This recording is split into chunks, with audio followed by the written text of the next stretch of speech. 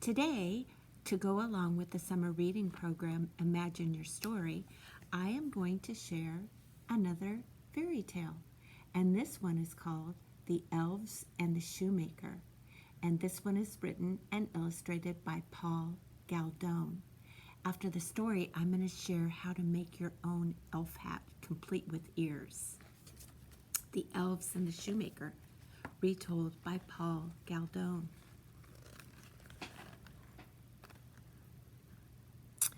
There once was a shoemaker who, through no fault of his own, became so poor that he had nothing left but just enough leather to make one more pair of shoes.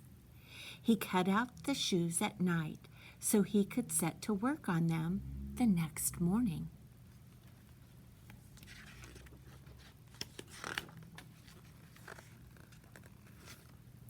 Because he had a good conscience, the shoemaker laid himself in his bed and fell asleep at once.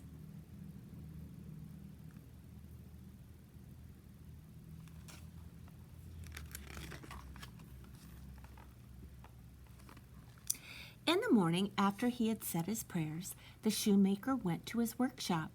There he found the pair of shoes made and finished, and standing on his table.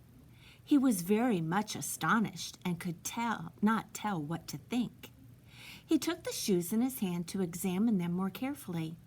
They were so well made that every stitch was in the right place, just as if they had come from the hand of a master workman.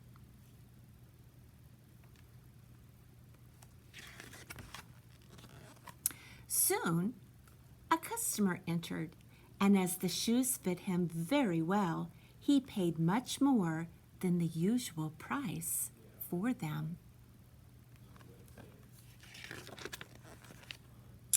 Now, the shoemaker had enough money to buy leather for 2 more pairs of shoes. He cut them out at night and intended to set to work the next morning with fresh spirit. But that was not to be, for when he got up, they were already finished. A customer soon bought them and gave the shoemaker so much money that he was able to buy enough leather for 4 more pairs of shoes.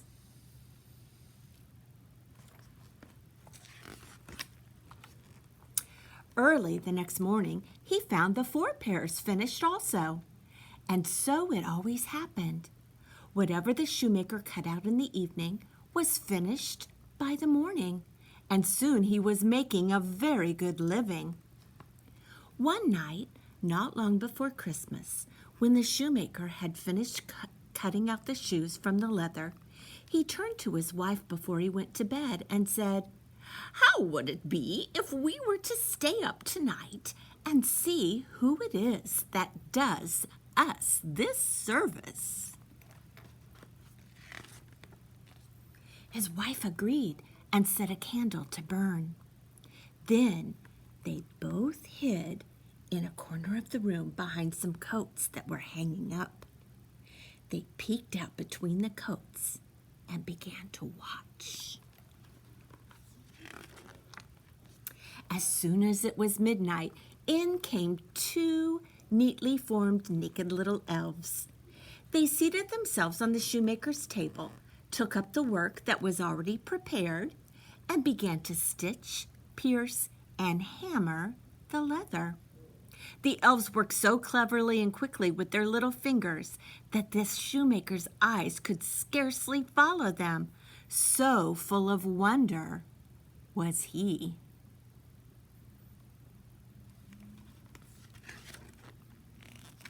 The elves never stopped until all the shoes were finished and were standing ready on the table.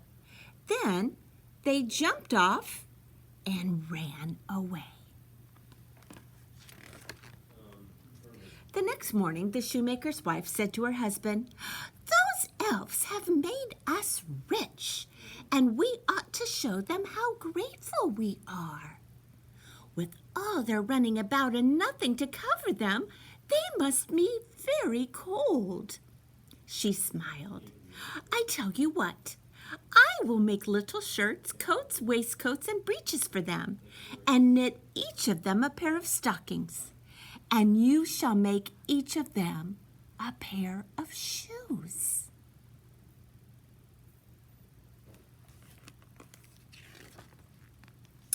The husband consented willingly, and that night, when everything was finished, they laid the gifts on the table instead of the usual cut-out leather for shoes.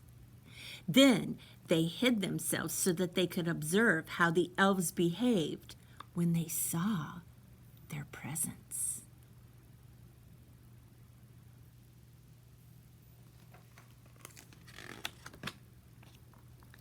At the stroke of midnight, the elves rushed in, ready to set to work.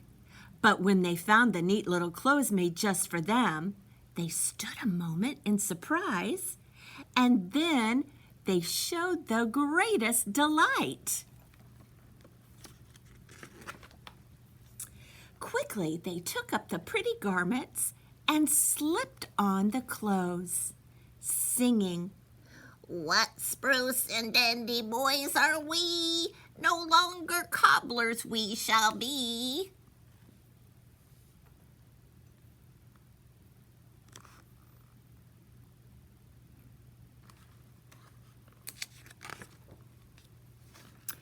They hopped and danced about, jumping over the chairs and tables, and at last they danced right out the door.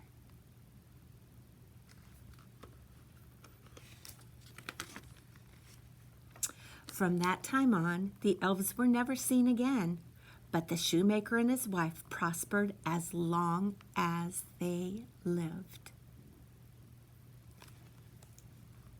The Elves and the Shoemaker, a folk tale by Paul Galdone. So I thought it would be fun for you to make your own elf hat. And if you would like to do that, we have all the materials waiting for you at the Pawtucket Public Library. All you need to do is call in and make an appointment, come up to the children's department, and get everything you need to make your elf hat.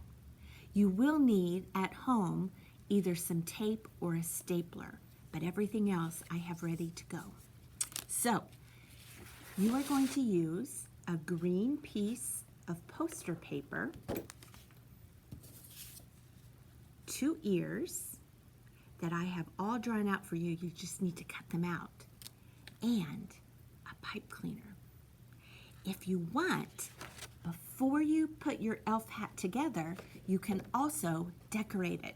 You could put stars or glitter or stripes or polka dots, anything you want on the front of your elf hat.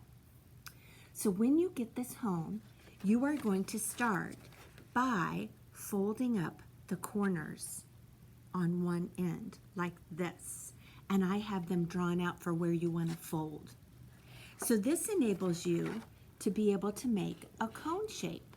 So what you do is you fold the 2 corner sides together and overlap them so that you have a skinny top and a fat bottom. So at this point, you either want to take a stapler or some scissors, and you're going to staple your elf hat together. Or you can use tape. So you want to tape your elf hat together. Then, after you've cut out your ears, you'll notice on the side of the ears, there's a little strip. This is where you're going to connect the ears to each side of your elf hat.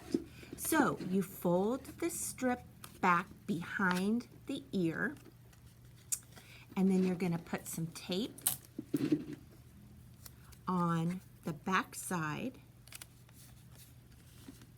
and this is going to allow you to tape your ear near the bottom. And then you want to do the same with the opposite ear. So you fold the little flap back, you put some tape on the back side along the flap edge, and you put your other ear on. You want to tape it so that it's, and there you have your elf hat. I thought it would be fun to take a pipe cleaner and twist it around your little finger to make it curly. And then you can put that at the top of your elf hat.